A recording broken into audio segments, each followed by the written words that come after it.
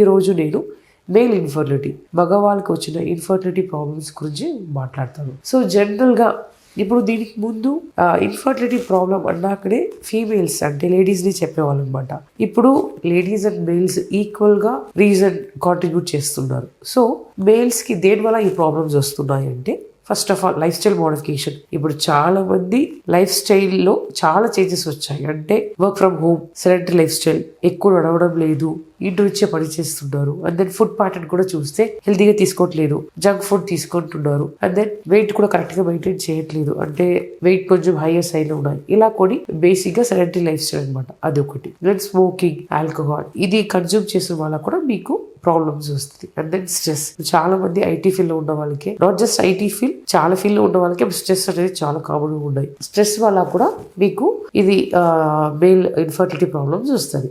And then sleep, సరిగా నిద్రపోలేదు అన్నాక కూడా ఈ ప్రాబ్లమ్స్ వస్తుంది అనమాట. సో మీరు లైఫ్ స్టైల్స్ అని కరెక్ట్ గా చూసుకోవాలి. అండ్ దెన్ మీకు ఏదైనా హార్మోన్ ప్రాబ్లమ్స్ అంటే థైరాయిడ్ ప్రాబ్లమ్, ప్రొలాక్టిన్ ప్రాబ్లమ్ ఏదైనా ఉంటే కూడా మీకు ఈ ప్రాబ్లమ్స్ వస్తుంది. అండ్ దెన్ మీకు షుగర్ బీపీ, కొందరికి చిన్నప్పటి నుంచి అంటే ఫర్ ఎగ్జాంపుల్ 10 years 15 years నుంచే షుగర్ వస్తుంది, కొందరికి 30 years లోనే బీపీ వచ్చేస్తుంది. ఇట్లా షుగర్, బీపీ, కిడ్నీ ప్రాబ్లం అట్లా ఏదైనా ప్రాబ్లం ఉంటే కూడా కొంచెం ఇన్ఫ్లమేటరీ చేంజెస్ వల్ల కూడా కౌంట్, మార్ఫాలజీ అదంటే తక్కువ ఉంటుంది అనమాట. ఇది ఒకటి. సో ఇది ఇంపార్టెంట్ రీజన్. అండ్ దెన్ కొన్ని అదర్ రీజన్స్ అంటే జెనెటికల్ కారణం, అంటే పుట్టినప్పటి నుంచి వాళ్ళకి ఆ ప్రాబ్లం ఉండొచ్చు, అంటే ఎక్స్ట్రా క్రోమోజోమ్ ఒకటి ఉండొచ్చు, కొంచెం క్రోమోజోమ్ తక్కువ ఉండొచ్చు. అట్లాంటి ప్రాబ్లం ఉన్నప్పుడు కూడా వాళ్ళకి కౌంట్ అనేది తక్కువ ఉంటుంది, కొందరికి కౌంటే డిల్లర్ వస్తుంది అనమాట. అది ఒకటి. అంటే ఇన్ఫెక్షన్, జనరల్ గా త్రూ సెక్స్ ట్రాన్స్మిట్ అయ్యే ఇన్ఫెక్షన్ వల్ల కూడా మీకు కౌంట్ అనేది తక్కువ రావడానికి ఛాన్సెస్ ఉన్నాయి. అదే కొన్నిసారి మమ్స్ అనేది కొన్ని ఇన్ఫెక్షన్, వైరల్ ఇన్ఫెక్షన్ వచ్చినప్పుడు కూడా మీకు కౌంట్ అనేది తక్కువ రావడానికి ఛాన్సెస్ ఉన్నాయి అనమాట.